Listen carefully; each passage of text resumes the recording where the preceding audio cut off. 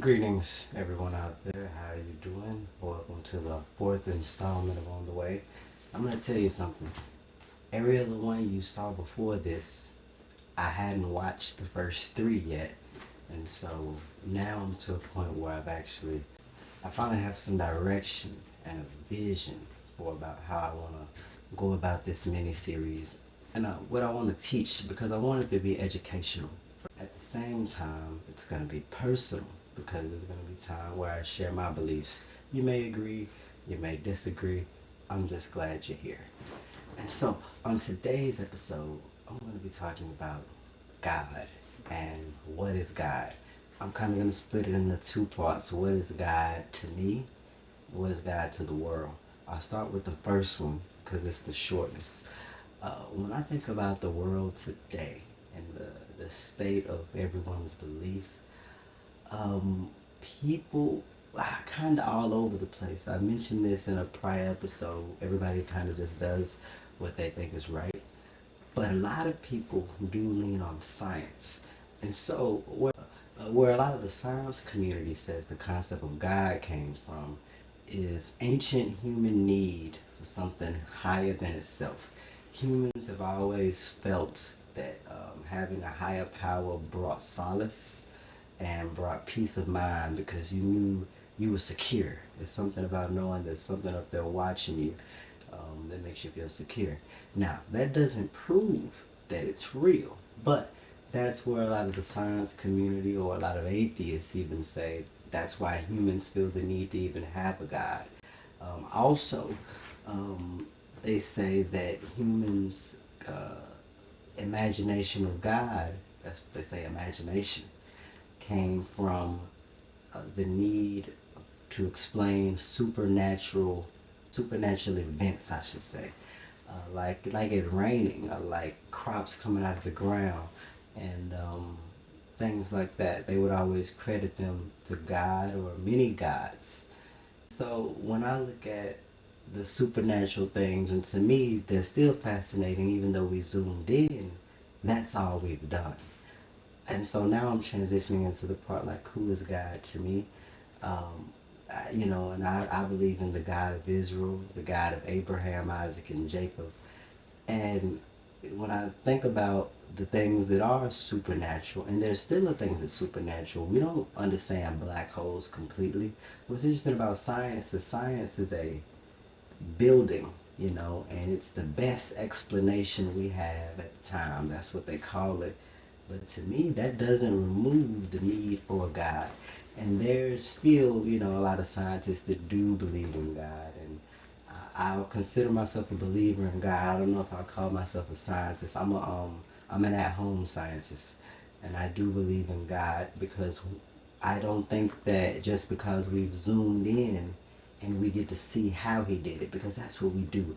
We zoom into the plants and we see the cells. We zoom into our bodies and we see our blood cells and white blood, and we see all this order. And I think that to me is more proof of God and his wisdom, because now we know things aren't just happening. There is a sequence to it. I think old cultures who did either have many gods or knew that God was responsible for it, they just didn't get the how.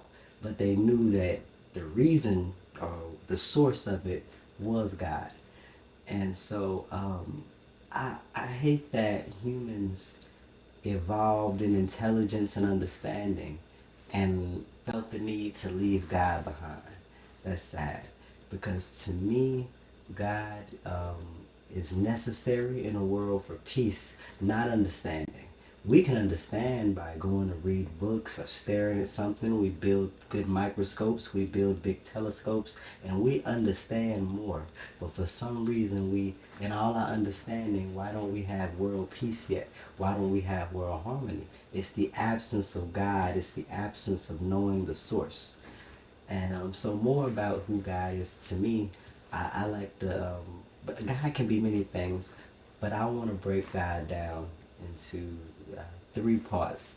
First of all, I think he's our creator. He made you. He's the reason that you are creative. And we're different than all the other animals down here. I tell people all the time, Bees still build the same nest. The beavers still build the same dams. Most animals live like they always have lived. Humans, look at our buildings. Just in the past 200 years, they look different. Our homes look different. Our roads look different. That's a gene to me directly that we inherited from the maker of everything. Is this ability to create and then create even better and better. And so he's definitely our creator. And that's the first thing we see in Genesis. It says, in the beginning, God created. It doesn't tell you he's your father. It doesn't tell you he's your friend. It just tells you he's your maker. And so from the beginning, he had this vision of you, this image of you. That's why it says we're in the image of God. We're not gods. A lot of people think we're gods and goddesses. I'll tell you this, we're the most godly thing we gonna see on this earth, because we don't really see angels running around us. We don't see God Himself. Um, but in this creation, I think we are going to be the best representation, and that's why it says man was made in the image of God on the sixth day. And so we do have these very powerful God-like qualities. And so before you know God is anything, and I call Him Yah, know Him as a creator. I think secondly, Yah is your guide. And that's what a guide is supposed to be.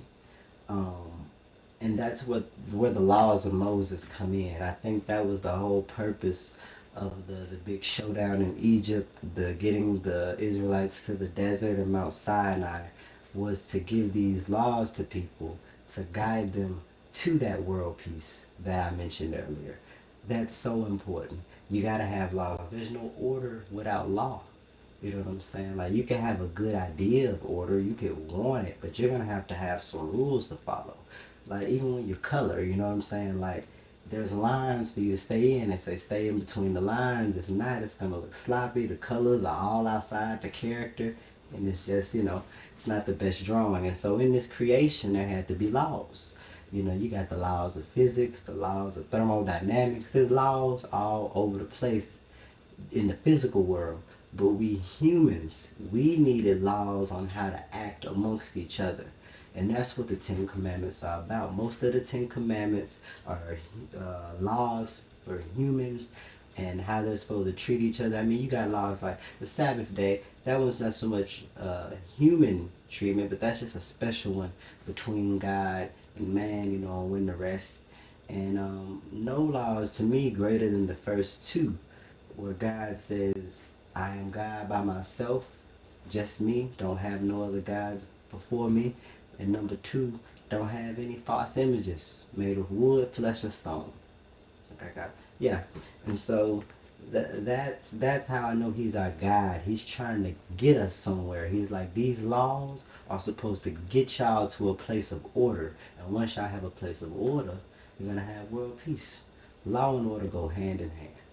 And thirdly, I think God is your king, because His word is final. He often says that. He says, once I propose it, who can stop it? It's done. Once He makes a decree, it's set in stone. And that's the way it's supposed to be. And so Him being our king, we must listen. He demands it, because He's going to set up the punishment too if we don't listen. There's always a consequence.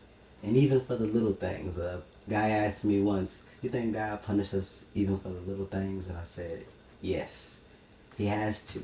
Because what they tell you at the job, if I let you get away with it, I got to let everybody get away with it. And at the end of the day, everybody's getting away with it. And now you're back to a world with no order. And so God is a man of justice. He's a king of justice. And I think His laws and His leadership, Him trying to guide you, is what's going to get us to that world full of justice, so that we can all live in peace. Because we're not going to all have peace until this whole world has justice. Have you ever seen, if you look up the word justice, you know what they're going to show you? A scale. Why? Because justice implies balance and fairness for everyone across the board. And that's how it has to be. That's the type of order we have to have in the world. And that's the type of order that our God, our King, will bring. And He demands it. He demands it. Because, like I said, there's always a consequence when you do the wrong thing. But what's cool about God is He loves you anyway. And His arms are always open for you to walk into Him and start doing right. If you woke up this morning, He's giving you another chance to do right. That's so important. And so start doing right today. Whatever you think right is, Like I said earlier in the video, there's 10 commandments that are a really good start to doing the right thing. And there's a whole book dedicated to doing the right thing, and it shows you people doing the wrong thing and how they got dealt with. I want to thank you for watching another episode On the Way. And like I told you at the beginning, I was going to share a little bonus about where did God come from? Because a lot of people ask that question. And I'll tell you, here's the answer. Now, naturally, if I tell you the answer, a real answer, you're going to ask, well, where did that come from? And then you're going to want to know where that came from, and that came from, and that came from. But eventually, you have to get to a point where, it didn't come from anything, a source. And I think that's why the title is The Most High. Because He's at the very top. He didn't come from anything. Everything is underneath. And so that's kind of always my explanation of where did God come from. Again, if I gave you the answer, you would just have more questions. And so the answer is He didn't come from anything. He just always has been, always will be. He just is. That's what the name Yah or Yahweh implies. I am who I am. What's interesting? That's a name that nobody in any language is gonna name their kid. They're never gonna be like, in English, nobody's name will ever be I am, or in I guess Spanish, nobody's name's gonna be yo soy. And so I think that's why it's a unique, holy, and set apart name, the great I am. And so if anybody ever asks you where God comes from, just tell them, even if I gave you an answer, you would just have more questions. And so I want to thank you for watching today. Stay tuned for next week. We're going to have another interesting topic. Y'all be sure to like and subscribe. Shabbat Shalom.